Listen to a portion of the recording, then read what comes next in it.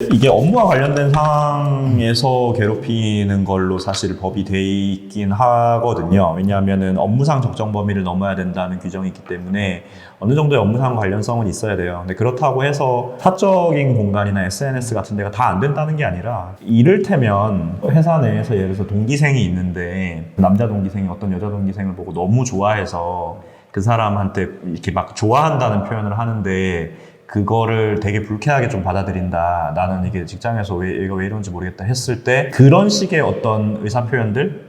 그런 것들은 직장 내 괴롭힘이 인정되기 쉽지는 않을 수도 있겠다라는 생각이 들었어요. 이 고용노동부에서 발간한 매뉴얼들을 봤을 때.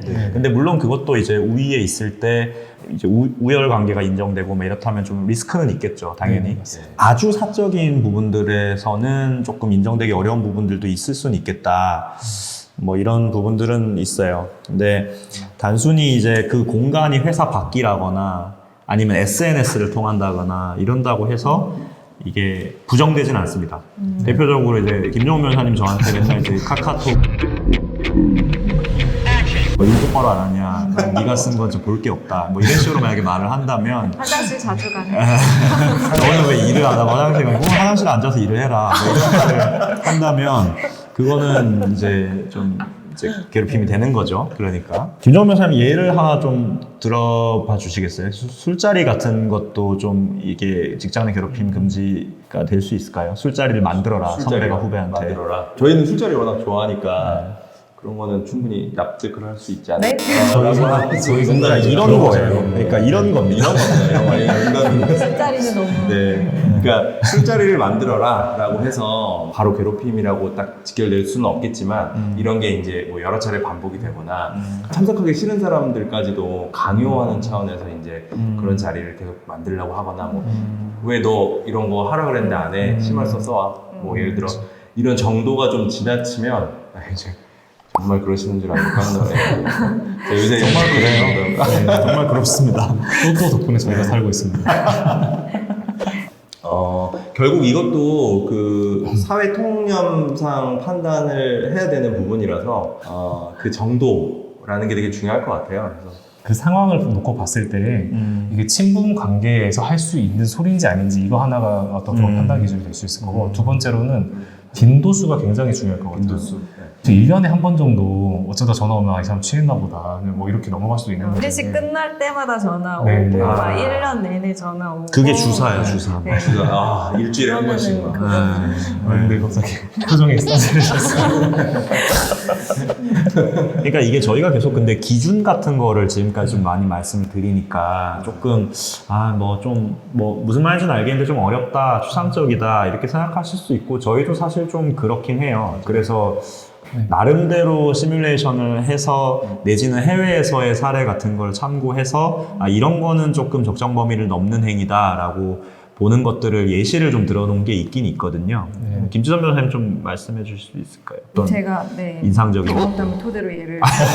진짜요? 진짜. 그러니까 예전 김주선 변호사님 상사분들 지금 부들부들 떨고 이게 무슨 말을 하느라고. 농담이고요. 네, 100% 허구에 기초한 그냥 예시인데요. 예시죠, 예시. 뭐 직장 상사가 당연히 이제 후배나 이제 부하 직원한테 업무상 이제 실수가 있으면 그거를 지적을 하거나 뭐 고쳐주거나 뭐 조금 훈계를 한다던가 그럴 수 있어요. 그거는 뭐 그 사람의 업무이기도 하니까. 근데 그 방법이 업무상 적정성을 넘은 경우에는 직장 내 괴롭힘에 해당된다는 겁니다.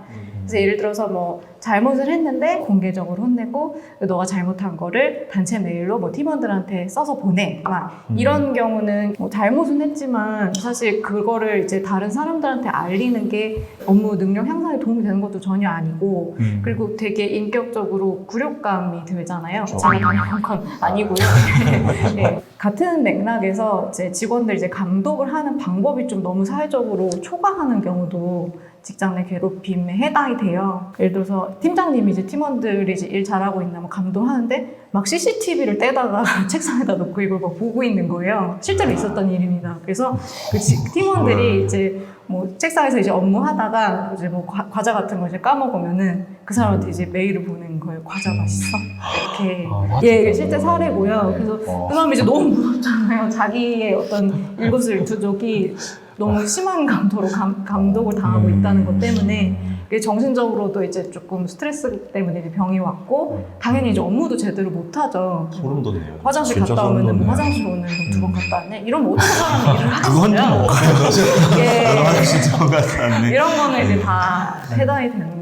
정말 되게 대단합니다. 극단적이라고 생각하실 수도 있는데 또 이런 회사도 또 있기는 해요. 끔찍한 사례들이 많이 주변에 근데 듣고 저 할 말을 좀 잃은 게 대박이다 생각이 들어요. 그다음에 회사들도 점점 이제 어떤 직장 내 괴롭힘을 그냥 방치해서는 안 된다라는 시각을 갖고 하고 있고 상시 10인 이상, 10명 이상이 고용되는 사업장에서는 취업규칙으로 이 직장 내 괴롭힘 금지와 관련된 부분들을 반영을 해야 돼요. 반드시 반영을 해야 되게 돼 있기 때문에 상당히 제도적인 개선은 있을 겁니다. 김정은 변호사님 채팅방으로 오시라는데. 제 지인 같습니다, 저기.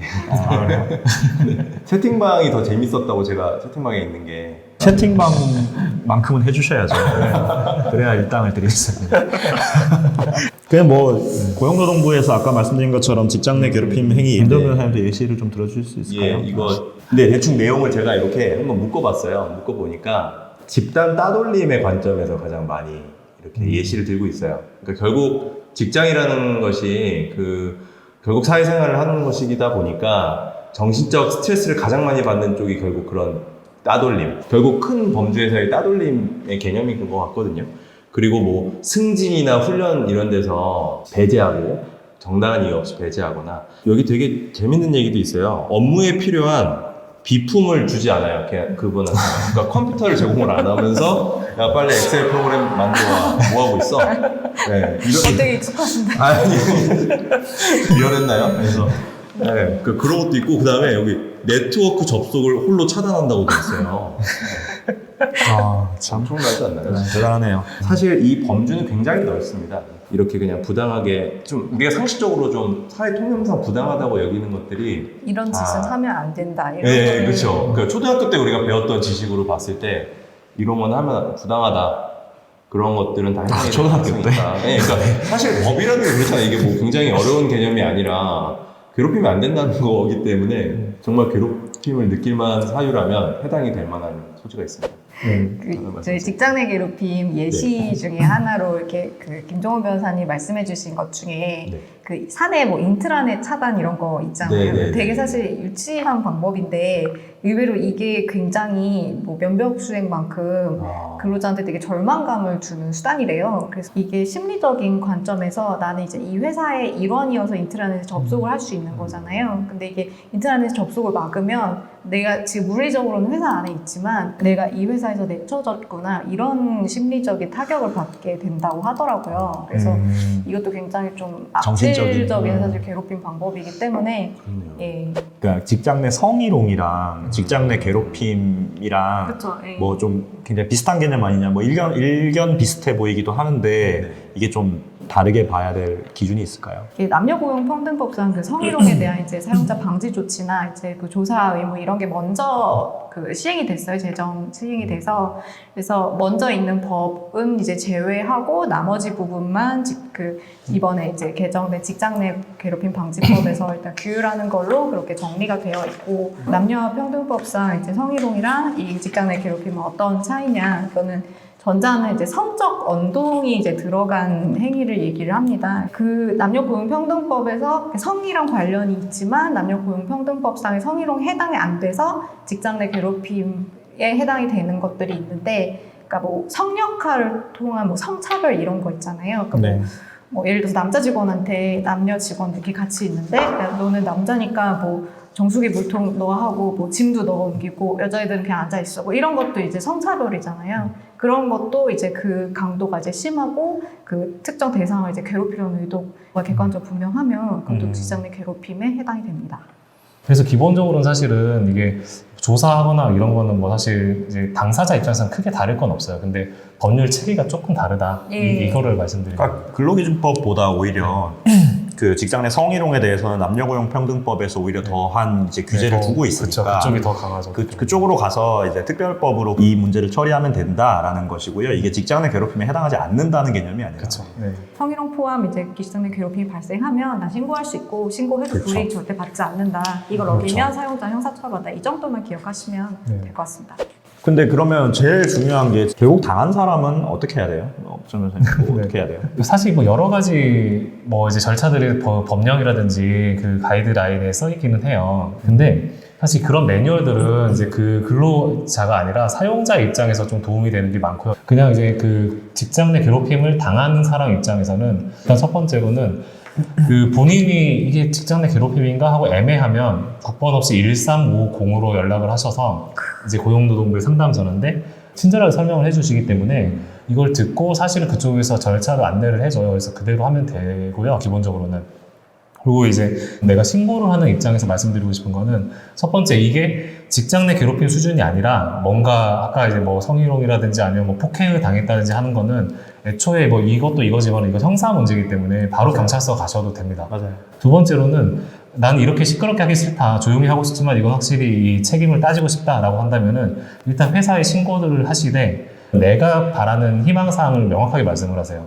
그러니까 예를 들어서 나는 나 가해자와 이제 그 부서를 떨어뜨려 달라, 뭐 이렇게 해서 딱 그런 식으로 명확하게 본인이 희망하는 걸 말씀을 하면은 이제 저희 바뀐 오늘 말씀드린 이제 근로기준법상에서 사업주가 반드시 이 피해자의 이제 의견을 들어서 조치를 결정을 해야 되기 때문에 거의 웬만한 본인이 희망하는 대로, 그러니까 물론 조사는 해야겠지만은 그 조사 결과 실제로 밝혀진다고 하면 본인이 희망하는 대로 이제 좀 결론이 내려질 겁니다. 그래서 내가 뭘 바라는지를 명확하게 하시는 게 가장 중요합니다. 오늘 그래서 저희 이제 시간이 다 돼서요. 정리하는 말씀을 드리려고 합니다. 유죄를 기대하면서 너무 아쉽다. 근데 유재민 루키즈는 관련이 아니에요. 그런 거 아시죠? 진짜 정말. 정말 몰랐어요. 왜 이렇게 저희 노잼이. 괴롭히세요, 저희? 저 유재석 부분이 뭔가 유재민 뭐 이런 거 노잼을 반대말입니다. 노잼 유재민. 있을 유자. 유익하셨죠 오늘 방송? 네. 하나 유재민 얻어왔습니다. 예, 오늘 너무 늦은 시간까지 감사드리고요. 다음 주에 또 저희 찾아뵙도록 하겠습니다. 예, 이번 주도 감사합니다. 인사드릴게요. 저희가 저희가 잘할게요.